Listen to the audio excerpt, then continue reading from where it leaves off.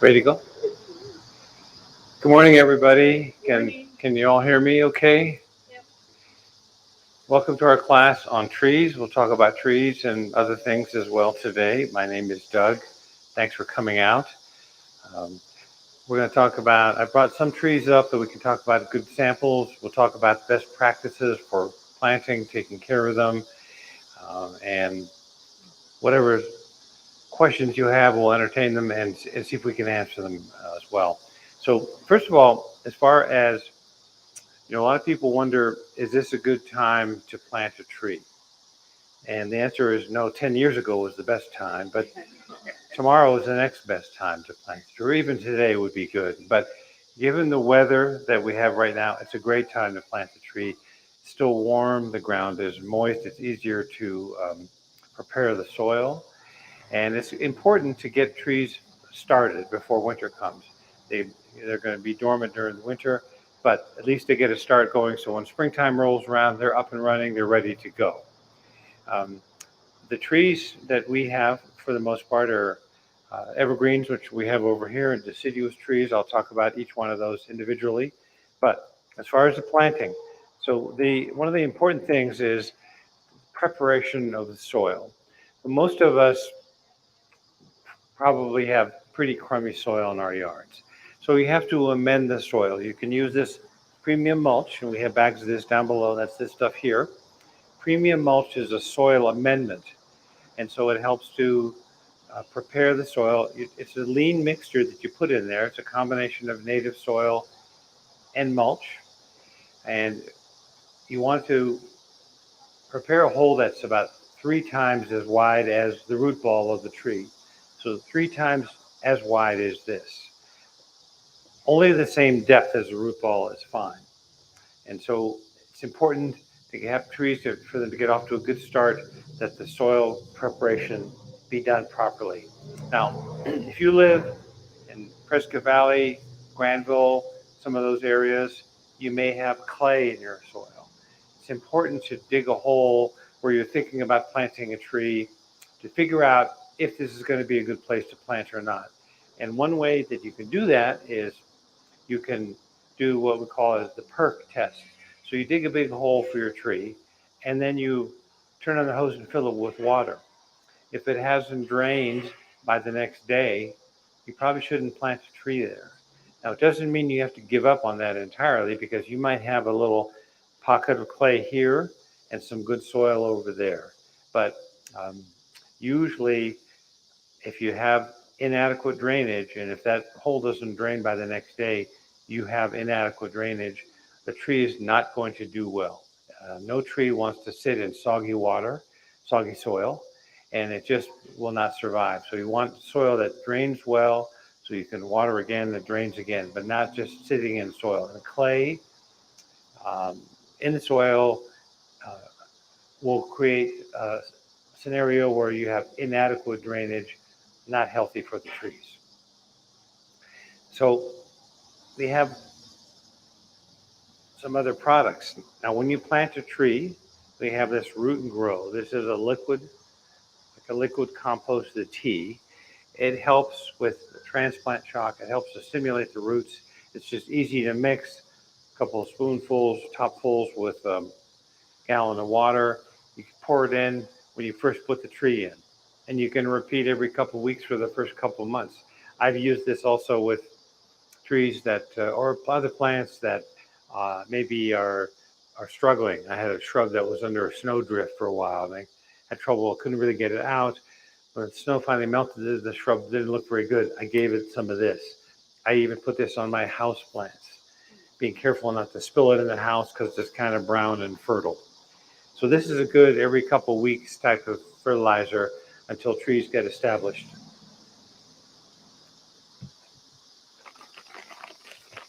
This all-purpose fertilizer is sort of our meat and potatoes fertilizer, you might say. This should go on every 3 months or so. We always say, think in terms of, like Easter, 4th of July, Halloween, and New Year's Day. Those are good days to put this on. It's granular. You just toss it in the ground. It's slow release. It's not chemical. It'll break down easily. I usually water mine a bit because I don't want it to blow away. So as soon as you start to get it wet, it starts to break down. So this is good. So you got like a 1-2 punch with fertilizers. Again, because of the condition of our soils, it's not as though we have rich, loamy soil for the trees to grow in. So fertilizers are really important to maintain the health of the trees.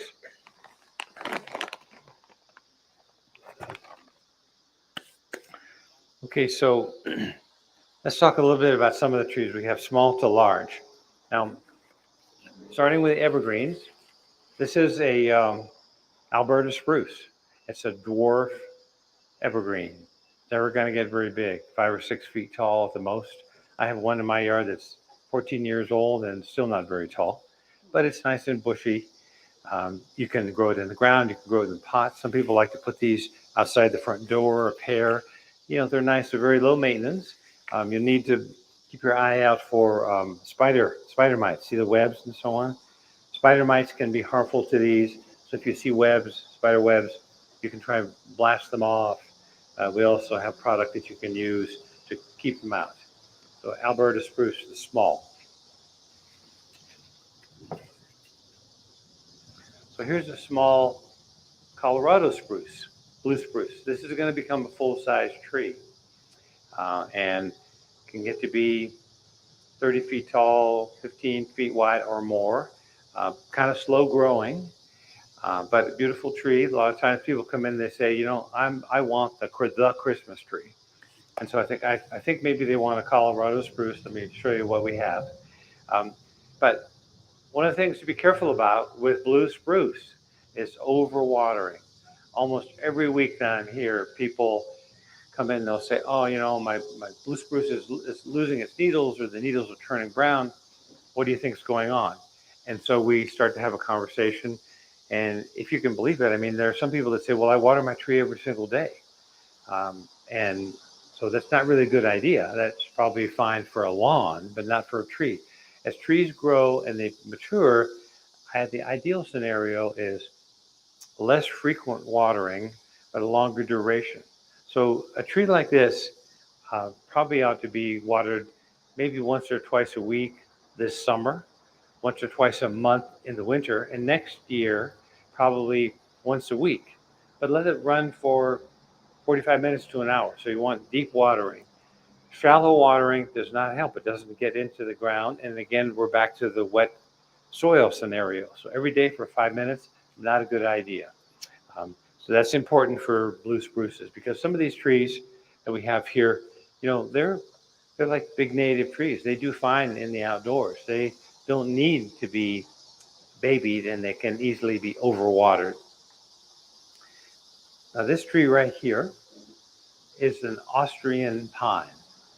So this is probably the biggest evergreen that we have, the fastest growing, one of the largest. This will become a full-size tree. Long, thin needles. I saw one in my neighborhood last night when I was walking the dog. It looked like maybe it was 20 years old, roughly. It was really big and doing really well. So Austrian pine, when people come in and they say, I can't wait 20 years for my tree to grow, right? I won't be around that much longer. So give me a tree that's fast growing.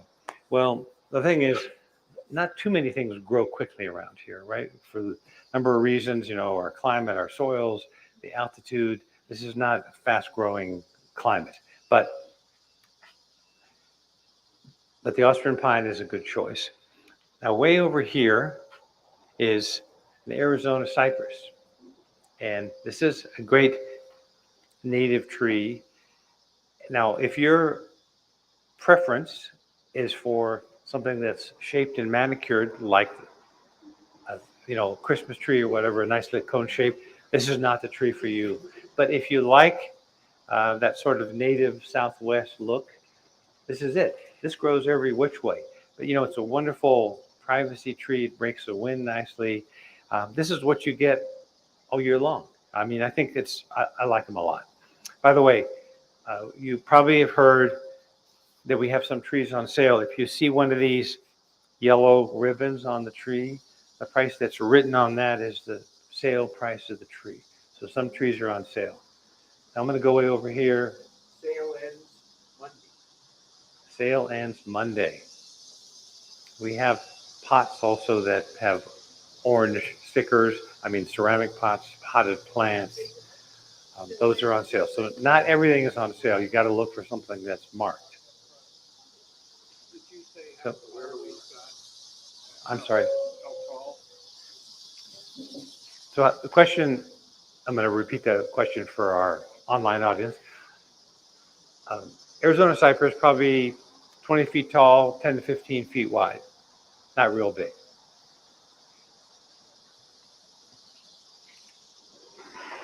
I wanted to bring this in as well. So this is a Spartan Juniper. So we have several juniper trees. These are not the ground covers, the shrubs that you see. These are actual trees. Most of them are going to get to be 10 feet tall, 10 to 12, 3 to 4 feet wide, somewhere in there. And we have several varieties. There's a blue-green juniper. There's I brought out this dark green for our class today. Am I too close to the speaker? Anyway. So Spartan Juniper, very well-liked, popular, hardy tree, low maintenance. It does very well here. So that kind of covers the evergreens. They're not by any means everything that we have. And probably around the middle of October, we're going to get a shipment of trees, some more evergreens. And we'll get some deodar cedars. I didn't bring one of those up, but they're around. I'll be happy to show you after the class some different trees. Deodar cedars are very fast-growing evergreens, kind of weepy branches, etc. Those do very well here as well. Any questions about the evergreen trees that we looked at? How often do you water the cypress trees right now? I'd say you could probably water the cypress every week or 10 days if it's an established tree. I actually had my irrigation turned off for a while when it was raining every day. I turned it back on recently. But again, don't overwater it. I've seen these growing in fields where nobody seems to be paying attention to them. They seem to be doing okay. So probably every week or 10 days, and give it, it's a 7-gallon pot, give it 7 gallons of water. That's sort of a good rule of thumb. So I want to. Before you start on the other side, yes. Start the side up sheet around with the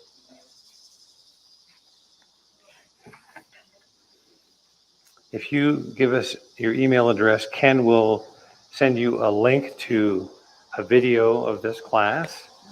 So you'll be all prepared for the quiz that will come in the mail that you're required to take, right? And there's some other planting guide. There's some other handouts. Even if you get the regular constant contact email, this is something special just about this class. So you won't be bombarded with emails, and we don't sell our addresses to companies or anything like that. It's just about what goes on here. And so anyway, people always wonder, when are you going to get more? So my understanding is, as I said, mid-October, the fall shipment of more evergreens.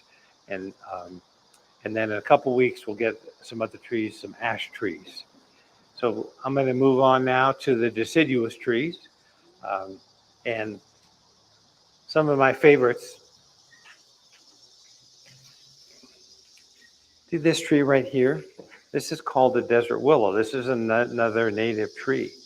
One of the things I like about desert willow is it flowers all summer. Not very many trees flower after they're done with their springtime, flowering. But this is all summer. Also not a really big tree, maybe 20 feet tall, 10 feet wide. Also that kind of wild native look. It's a native tree, but it does nicely around here, and I like it a lot.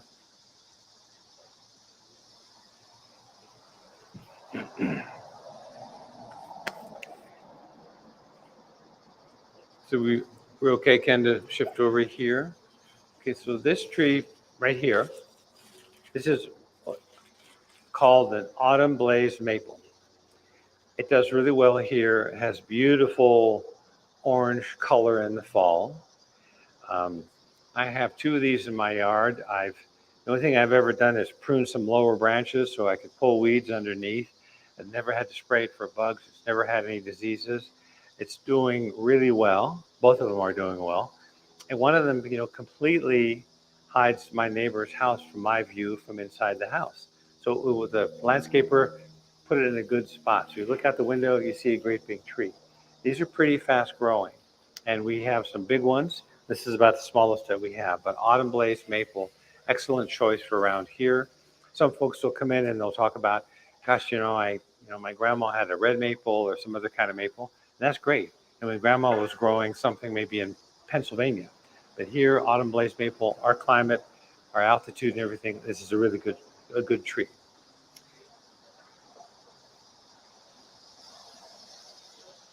So the next tree that I want to talk about is this. This is a sycamore tree. This one happens to be on sale. This is pretty tall and thin, fast-growing tree. This variety is called the London plain tree. So it's a little bit. It's been bred to not have some of the problems that the older sycamores have. Like if you look at like around Charlotte Hall, they have some really mature sycamores. They're great trees. These get to be tall, like the maples, maybe 30 feet tall, 20 feet wide. So if you select a tree like this, you want to make sure that you've got plenty of room for plenty of height. And trees ought to be at least 10 feet away from your house. Then right here, also on sale, this is a purple leaf plum tree, purple leaf plum. You'll see these all over here. They're great shade trees. The leaves are dense. One thing that's nice about them is the leaves are purple, so it's a kind of a change of pace from the greenery that we usually see. And very popular tree, and I think we still have some on hand.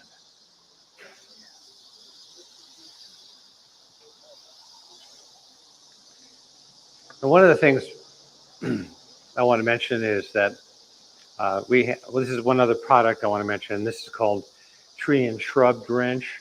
If you used our products before, you may know this as plant protector. This is the same thing.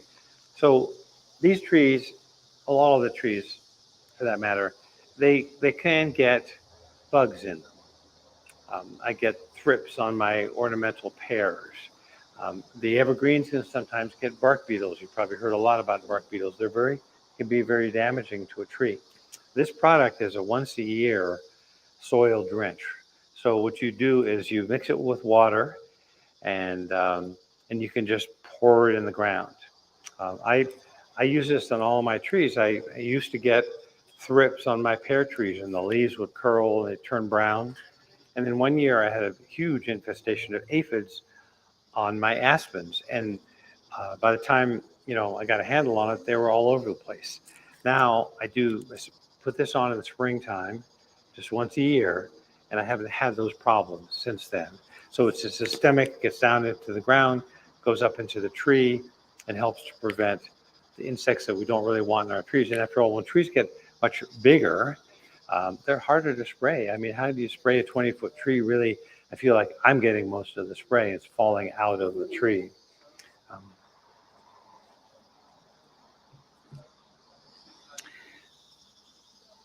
Any questions about the deciduous trees that we looked at? Is the willow, I noticed this is the purple or pink is color. What do those colors, which they come in? Or is it just the one color? Yeah, this is just the one color for this one. This is called the purple leaf plum. It's a Crowder Vesuvius. No, I mean the willow, the desert willow flower. There's a purple and there's kind of a lighter pink as far as the flowers. So the question was about what color flowers do desert willows have? Usually that's sort of a purple color and a pink color. And I think that's it as far as what we have here. How much water do the deciduous trees need? I'd say a good guide is take a look at the size about the tree. Question was about watering, how much. If it's a 7-gallon pot, then give it 7 gallons twice a week when you first plant it, the first year while it's getting established. And then taper off slowly as the tree matures. I mean, in terms of time. Then it could be once a week, maybe 10 to 15 gallons. Desert willow deciduous lose its leaves in the winter? Pardon me? Does the desert willow lose its leaves in the winter? Yes. Yes. So the question was about desert willow. Yes, it's a deciduous tree. Everything on this side is deciduous. They'll all lose their leaves in the fall. Sometimes the sycamore trees lose the leaves a little bit later. So they may turn brown in the fall, but not drop right away. Sometimes sycamores, they lose their leaves when the new growth comes in and sort of pushes out the old. So sometimes people say, oh, my sycamore's dead. The leaves are just sitting there. They're brown. We urge people to give it a little bit of time. When spring rolls around, it'll be pushing out some new growth, and all those leaves will drop. But otherwise, all of these will drop. And believe me, I have a lot of deciduous trees every year. They get bigger. Every year they have more leaves. So there's lots of pickup. I fortunately work with somebody that likes to do composting, so I can bring her my leaves and she can take care of them. So, yes, sir. What do you think about locust trees? Locust trees. Okay, what do I think about locust trees? I think they're good. And we have, like growing on the other side of the fence, we have one of those purple road locusts. That's a beautiful tree. The flowers are kind of like a little bit like a lilac. We also have, there's some locust trees that turn yellow in the winter. I don't know if we might have some left, not sure. Right now, at this time of year, we're not fully stocked the way we are in the springtime. But we usually have quite a few locusts. And there's a couple of the golden ones, the purple robe, and so on. So I think, yeah, they're pretty easy to grow. I don't think the leaves are as dense as these trees, but they're very different look. Smaller leaves, color that you get in the middle of summer in the leaves and that kind of thing. Yes, ma'am. I noticed there's a lot of crepe myrtle bushes, but not trees planted around. Is there a reason that crepe myrtle trees don't do well? That's a good question. So the question was about crepe myrtles. So as we drive around town, we see a lot of crepe myrtle shrubs, but you may have lived somewhere else where you see crepe myrtle trees. And for the most part, the crepe myrtles don't get very big here. They're usually just kind of shrub. I mean, we occasionally have some here, and the tag will say it grows to 8 to 10 feet tall. I've never seen it. I mean, maybe they can someplace, but just because of our climate, and crepe myrtles are they're kind of late bloomers. They don't do much of anything till the weather gets hot. So in the springtime, we gardeners, some of us are impatient, including me. You see everything's sprouting, and you wonder what's happening with my crepe myrtle. And I go out there and have a talk with it, and then I remember, whoops, it's not 90 degrees. Then we get hot weather, and I go out there again. And I say, look, you wanted 90 degrees, I gave it to you. So what's the deal? Start flowering. And then all of a sudden, they just flower like crazy. They're beautiful shrubs. And we even got some in today. We have some that are marked down on sale way down there.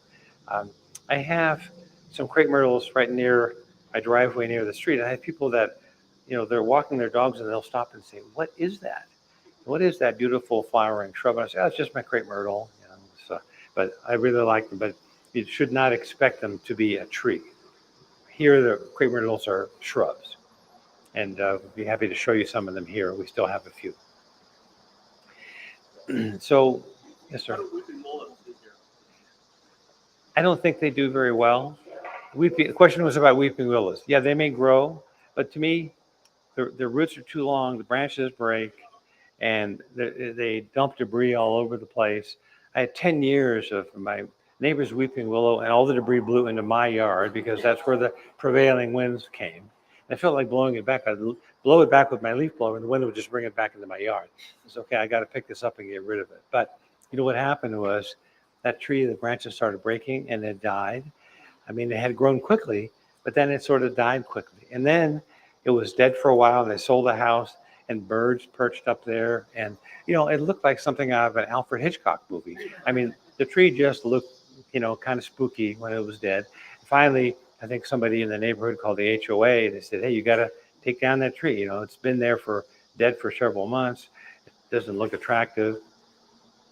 They haven't replanted there. But I think we sometimes have weeping willows, but I'm not sure that they're that great trees. We have globe willows sometime in spring, and those I think are maybe better choices if you like the idea of a willow.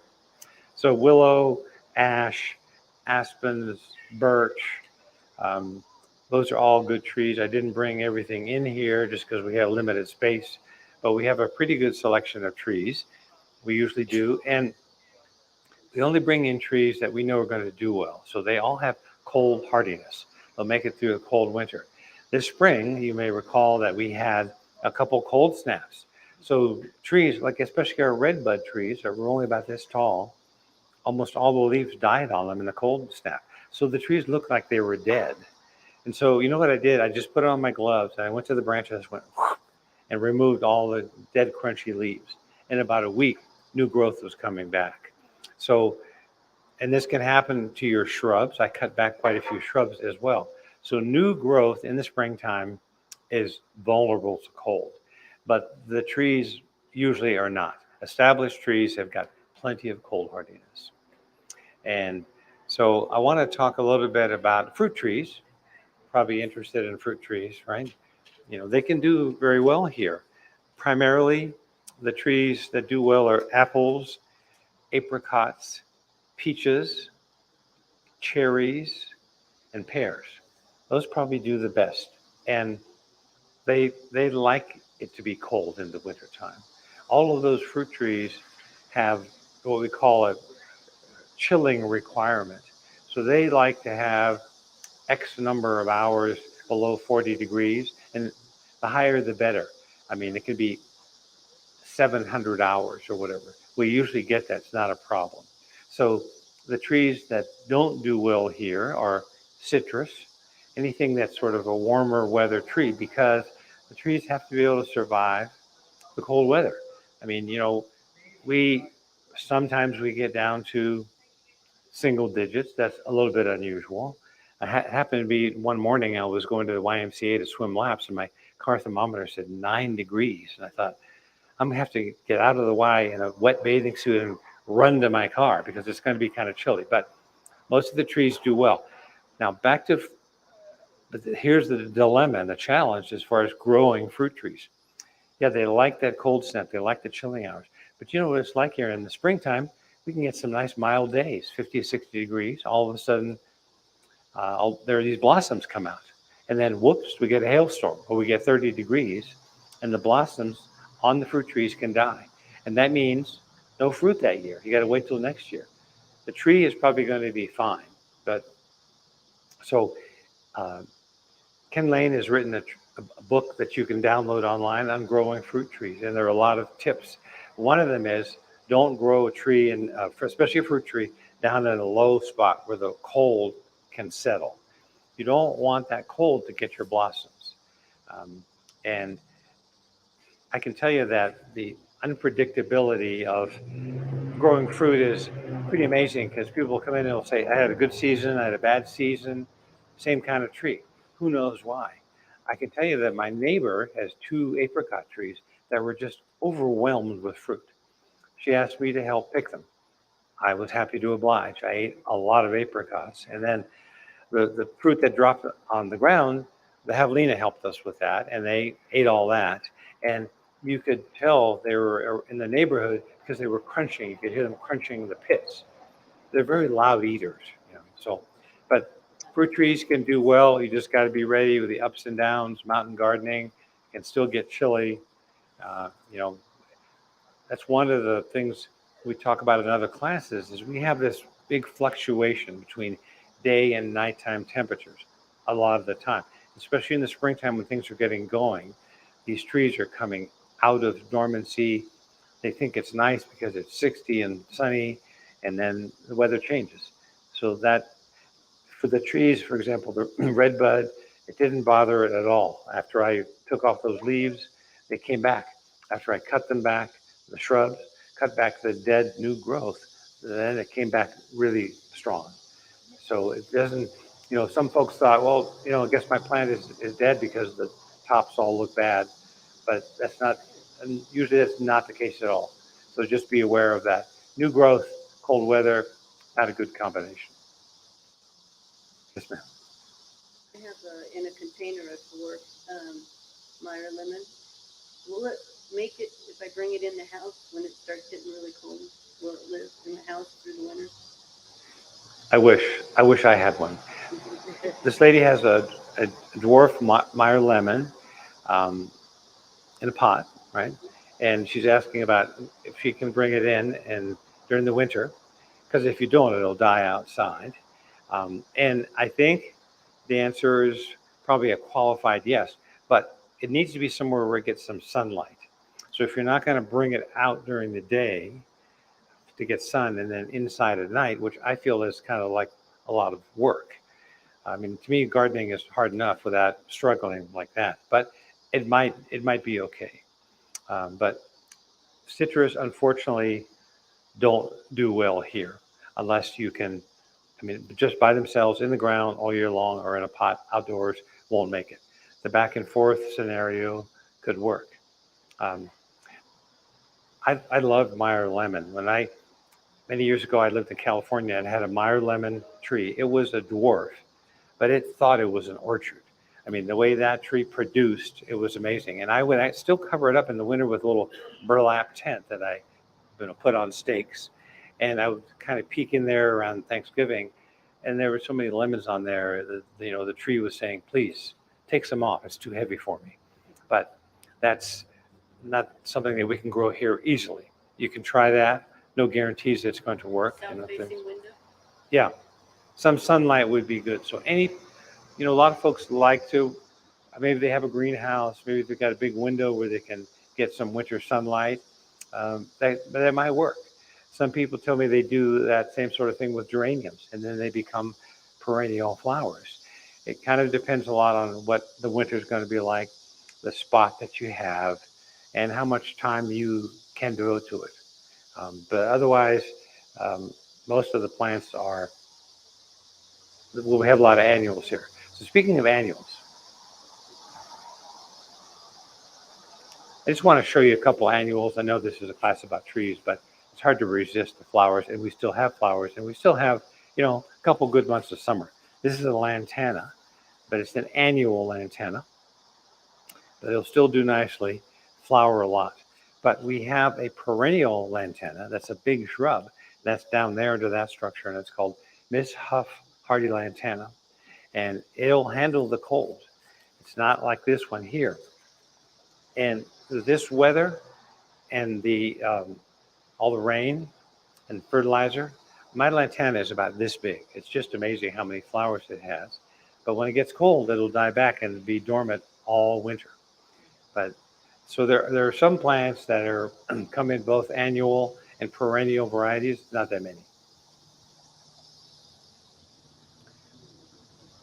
Now, if you're thinking about the fall, the winter gardening, we have vegetables. We have the leafy greens, lettuce, spinach, chard, bok choy, kale, all those. In the next couple weeks, it's a good time to plant these once it cools off. And those vegetables will grow really until it gets really cold. You can cover it up, maybe extend it, but this is the time when maybe the tomatoes and the squash are peaking. If you've got room, get these leafy greens going, and they'll do well when the other plants start to fade. This right here is a pansy, a couple different colored pansies. Now, this is a good plant to put in the ground or pot right now because it'll last all winter. I've had my pansies with 3 inches of snow on there. And as soon as the snow melts, it comes back and says, I love it. The melted snow, bring it on, bring on more. My neighbor came by and said, too bad about your pansies because they had snow on them. I said, that's nothing for a pansy. They like it. So when a lot of things in the yard are, maybe dormant and you don't get as much color, summer's passing away, here's what you can get, pansies, and we have a lot of them over there. And we still have room for some marigolds. And, marigolds are good because the smell is supposed to detract some bugs. The young lady that was working over there said, I hate the way these smell, and she was clipping them away. So not a good combination. You're pruning them, they're right there. But, these annuals, which you see up here, they'll make it until we get frost probably several nights in a row, then that'll probably be the end of the season for them. But I mean, we still have September, probably run through October. It all depends on what the weather is like. And if you have pots on your deck, as I do, I sometimes bring them closer to the house if we're going to have a cold night. Or I just say, okay, we've had a great summer. Next spring, we'll have a whole mess of new flowers here. I'll just let them be, let Mother Nature take care of everything.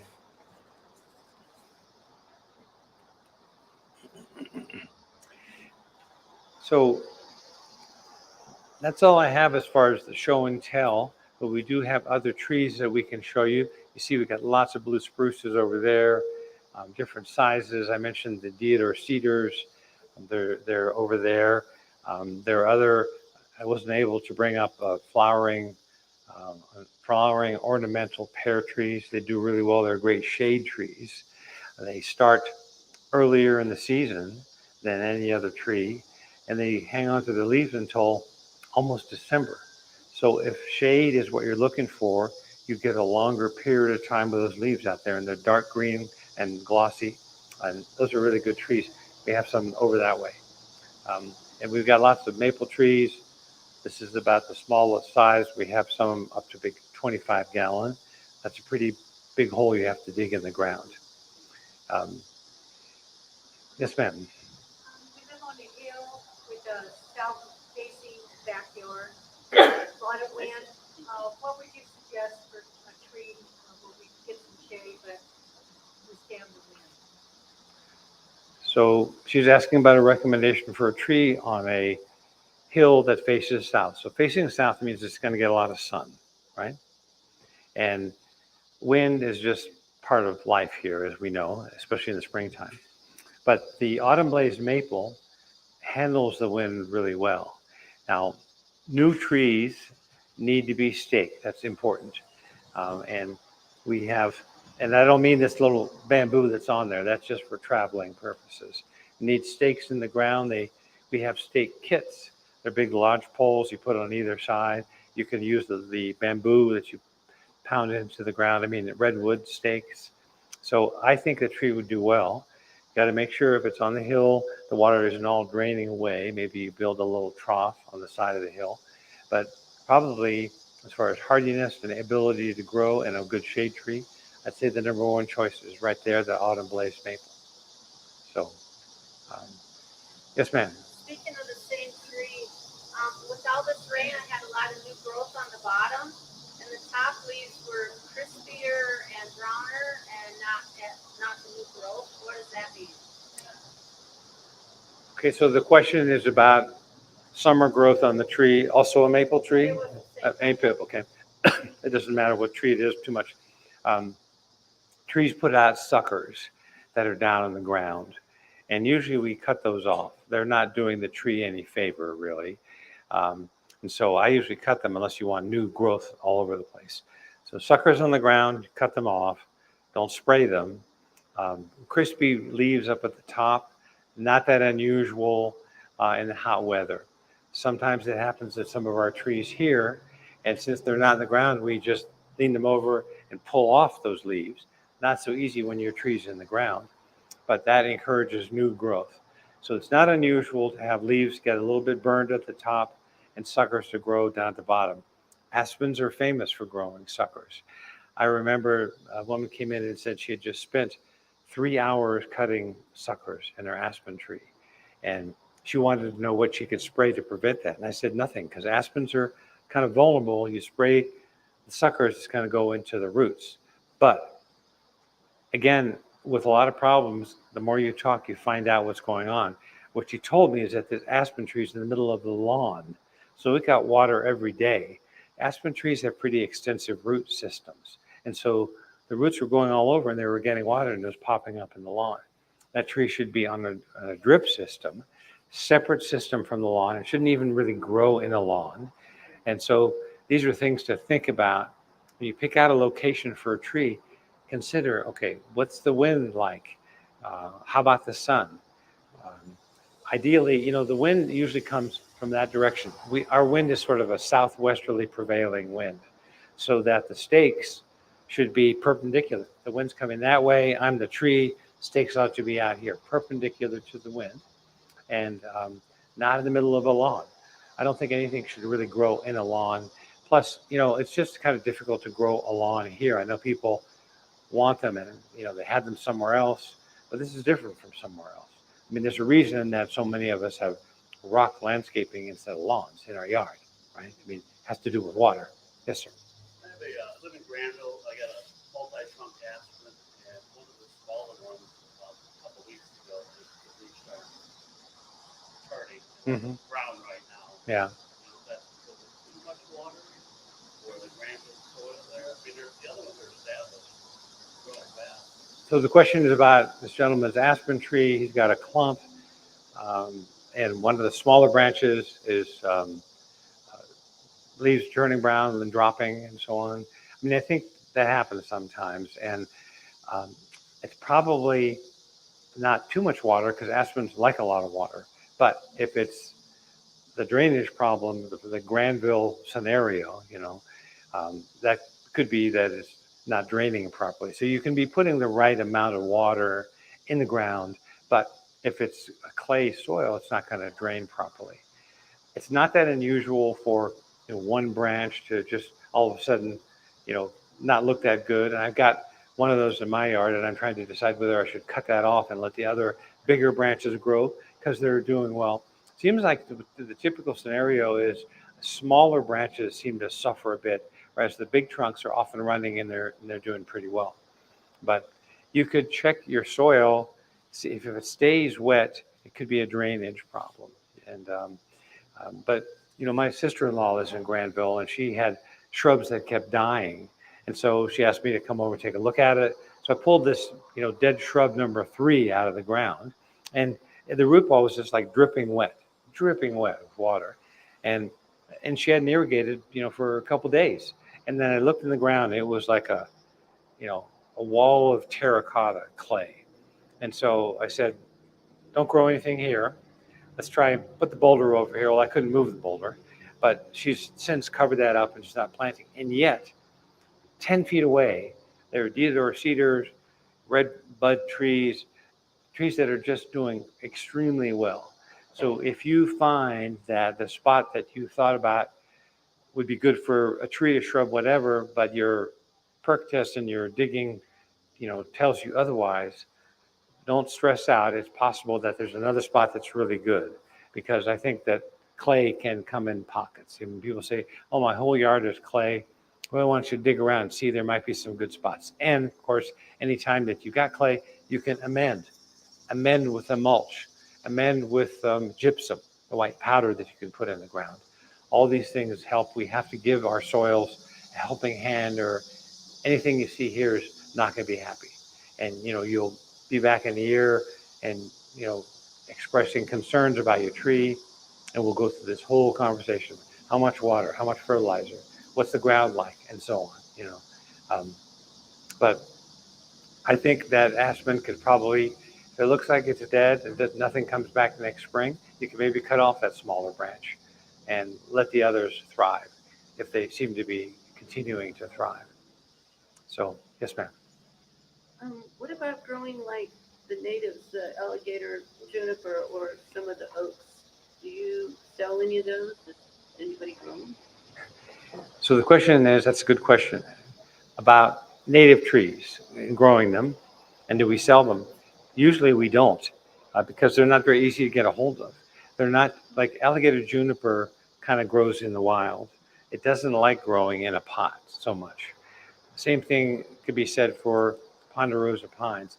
So some of these native trees, the scrub oaks, alligator junipers, and so on, they don't lend themselves to growing in a nursery. They grow in the wild.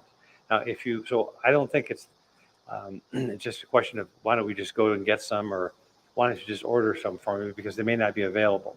But if you have them, you can keep them going. They don't really need much water and fertilizer, and as long as they haven't taken over your yard, they can be nice. Some people have their yards that are a combination of alligator juniper, scrub oaks, whatever, and sometimes you have to cut them back so it can be fire-wise, but still they're thriving trees, and you might be able to complement that garden with some, plants that are here. So maybe closer to the house, you've got some of our plants out farther away. You should maintain, just let the natives do on their own. You can cut them back. You don't really have to do too much. The main thing, of course, with a lot of the natives, you see people, they buy a house and all these natives are all the way right up against the house. That's a really dangerous situation for fires, right? Because a lot of these ponderosa pines, the alligator junipers, they have so much oil and pitch in the branches that they're just, like torches by your house. So Firewise is a whole other class that we talked about. Ken Lane teaches that from time to time. It's really important. But a lot of times, if you've had a house built, they've cleared some of that away. And if you have a larger property, the plants are out there farther. So you just kind of enjoy them. But don't expect that you can find them and plant them. Same thing applies to manzanita. If you walk around on the hiking trails here, there's manzanita everywhere, and it's beautiful and it's doing really well, and nobody is watering it. And we have some manzanitas here, but we don't necessarily have the wild ones that grow out there. The other thing about the alligator junipers, if you have an allergy to juniper, and I think a lot of us do, those are the culprits, really, not the plants that we have here. Like this juniper, this does not fluff up in the springtime with that powdery stuff that gets to your sinuses. So the commercially grown junipers are much less allergenic, whereas what you see out in the wild, especially the alligators, those things in the springtime, they're full of what's going to make your allergies, react. So, any other questions? Is that a home built on an acre? And at the back of the property, there's a gigantic black walnut tree and a big black walnut tree, and they've grown wild. So they have the gigantic one is 30 feet tall, but you really can't walk underneath it because it has limbs hanging underneath it. The other one is like a small 15-foot shrub, and I'd like to trim them up so that we can walk under the big one, and the other one starts looking like a tree. Mm-hmm. Is there a good time to do that or a bad time to do it, or is it a good idea or a bad idea? Okay, good question. So this gentleman, if you didn't hear that, has a large walnut tree and a huge one. And he's wondering about, when to prune. He'd like to be able to not have to duck to walk under the tree, that sort of thing. Usually pruning is done in the wintertime. When the leaves have dropped, you get an idea about the architecture of the tree.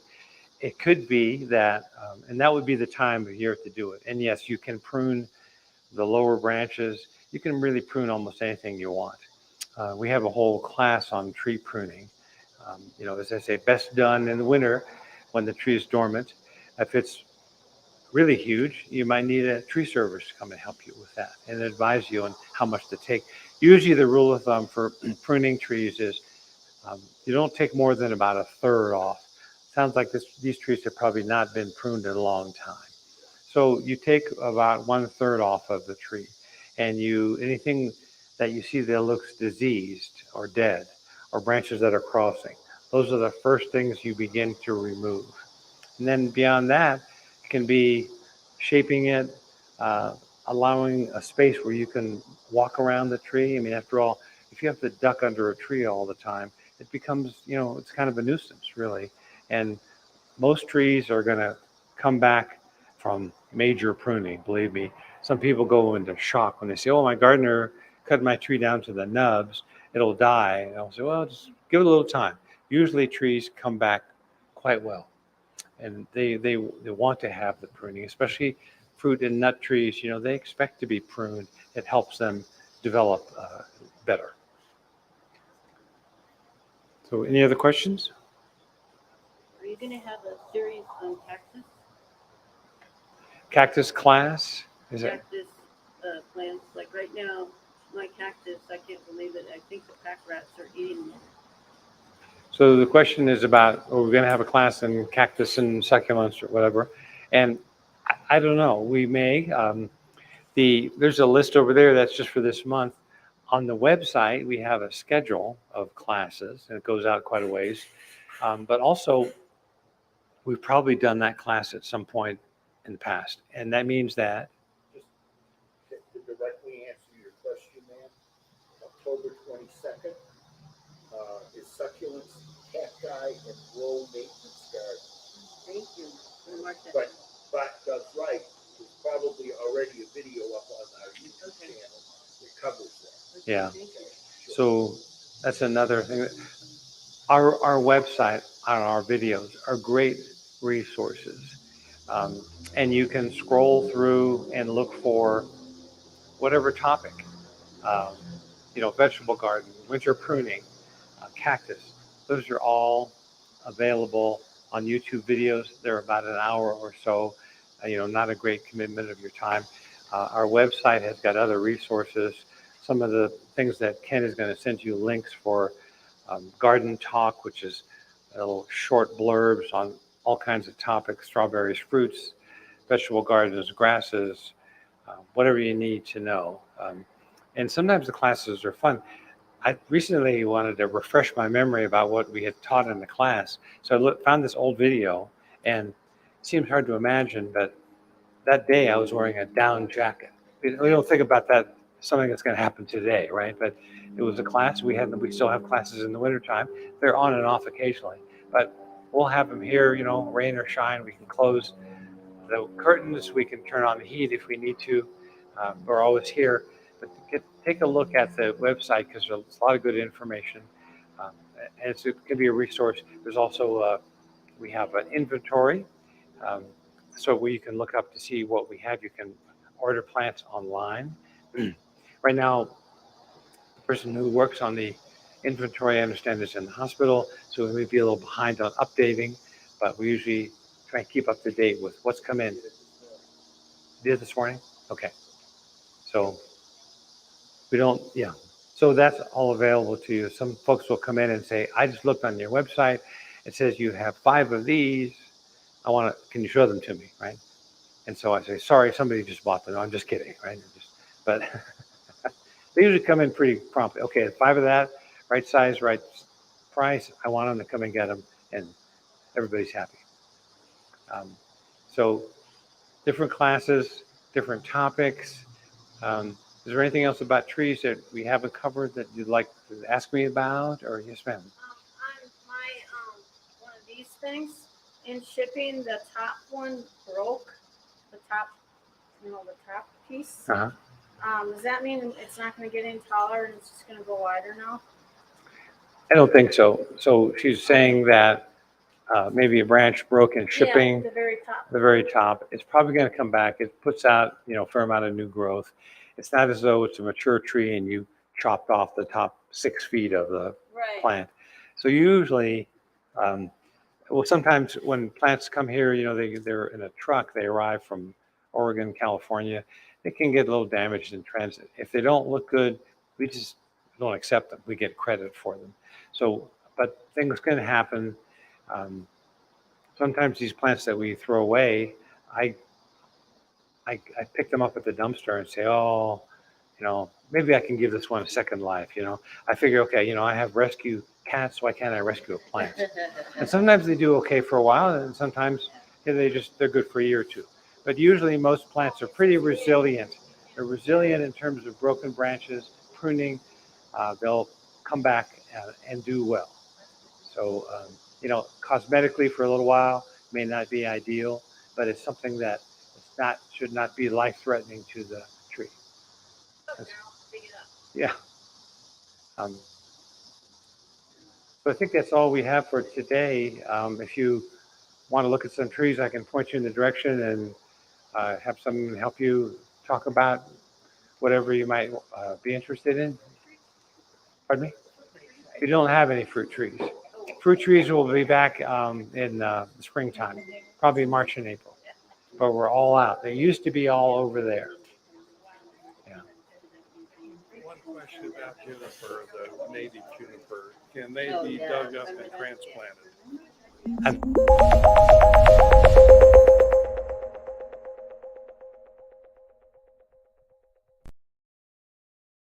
But I'd like, it's just small. I'd like Yeah, to move it up. a small one.